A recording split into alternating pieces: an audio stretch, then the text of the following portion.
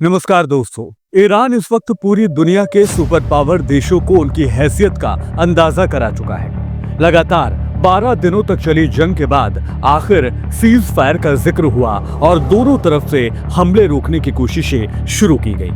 अमेरिकी प्रेसिडेंट ने भी आगे बढ़कर खुद ही भड़काई गई आग पर पानी डालने का काम शुरू कर दिया।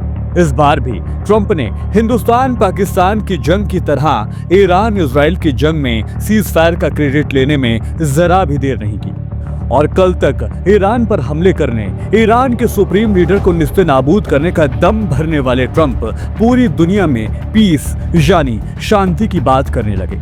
डोनाल्ड ट्रंप ने जंग के 12वें दिन सीज फायर का ऐलान किया और कहा कि अगले 6 घंटे में लागू हो जाएगा। तयशुदा वक्त पूरा होने पर उन्होंने दोबारा एक और पोस्ट किया और लिखा कि अभी से सीज फायर लागू होता है, प्लीज इसे ना तोड़ें। लेकिन ईरान तो ईरान ही है दोस्तों। सीज फायर के बाद भी ईरान के हमले कम नहीं हो रहे हैं। ट्रंप के सीज फायर के ऐलान के बाद से ईरान के विदेश मंत्री ने इसे खारिज कर दिया था। उन्होंने कहा था कि इजराइल के साथ अभी कोई अंतिम युद्ध विराम समझौता नहीं हुआ है। अगर इजराइल हमले रोक देता है तो ईरान भी कुछ नहीं करेगा। और कुछ ही देर के बाद ईरान ने इजराइल पर 6 बार बैलिस्टिक मिसाइलों से हमला कर दिया। टाइम्स ऑफ इजराइल की रिपोर्ट्स के मुताबिक एक मिसाइल बिरशेबा शहर में इमारत पर गिरी है।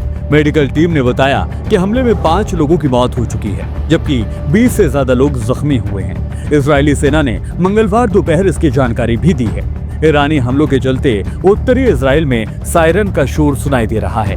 इजराइल के रक्षा मंत्री काटज ने भी सेना को जवाबी कार्रवाई की खुली छूट दे दी है। काटज ने सेना को तेहरान पर जोरदार हमला करने को कहा है।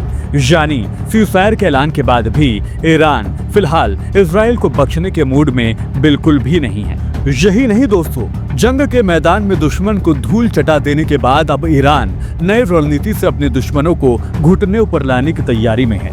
ईरान इजराइल के बीच जारी युद्ध में अमेरिका की तरफ से परमाणु स्थलों को मिसाइल से ध्वस्त करने के बाद ईरान ने हॉर्मुज़ जल डमरू मध्य को बंद करने के फैसले को अपने देश की संसद में बिल रखने की बात कह दी है। अगर ईरान इस पर अपना फैसला लेता है तो इसका असर हिंदुस्तान समेत पूरी दुनिया पर होगा। हॉर्मुज़ जल डमरू मध्य फारस की खाड़ी और ओमान की खाड़ी के बीच एक तंग पानी का रास्ता है। ये फारस की खाड़ी से खुले समुद्र तक जाने का इकलौता समुद्री रास्ता है और दुनिया के सबसे रणनीतिक रूप से अहम चेक पॉइंट्स में से एक है। ये जल डमरू मध्य सऊदी अरब, संयुक्त अरब अमीरात, इराक और कुवैत जैसे उत्पादकों के लिए प्राइमरी एक्सपोर्ट करने वाला रास्ता है। इससे जल डमरू मध्य से दुनिया की रोजाना तेल की खपत का लगभग 20% या लगभग 20 मिलियन बैरल गुजरता है।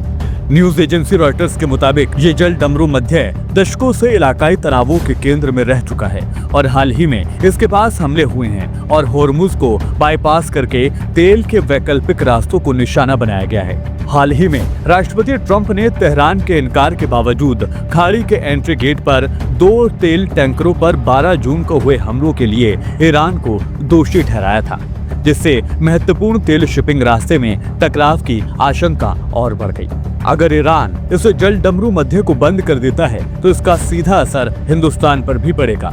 एक्सपर्ट्स का ये कहना है कि पश्चिमी एशिया में तनाव बढ़ने का असर बहुत जल्दी कच्चे तेल की कीमतों पर पड़ेगा और कीमतें 80 अमेरिकी डॉलर प्रति बैरल तक बढ़ सकती हैं। इंटरनेशनल ऊर्जा एजेंसी यानी IEA का कहना है कि स्ट्रेट ऑफ हॉर्मुज़ के जरिए तेल और गैस के इंपोर्ट में किसी भी रोक का विश्व तेल के बाजारों पर महत्वपूर्ण और सीधा असर पड़ेगा।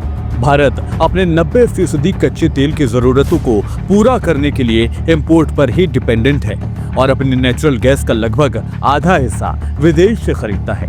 हिंदुस्तान के 2/3 से ज्यादा तेल आयात और उसके लिक्विड फॉर्म यानी तरलीकृत प्राकृतिक गैस यानी LNG इंपोर्ट का लगभग आधा हिस्सा स्ट्रेट ऑफ हॉर्मुज़ से होकर गुजरता है।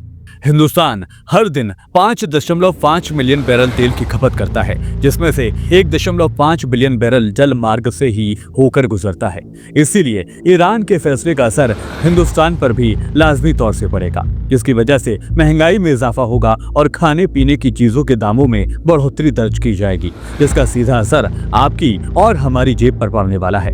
फिलहाल अभी के लिए इतना ही। वीडियो पसंद आया तो वीडियो को लाइक करें और शेयर भी करें। साथ ही चलते चलते आपसे गुजारिश है कि हमारे चैनल को सब्सक्राइब करना ना भूलें। फिर होगी मुलाकात। नमस्कार।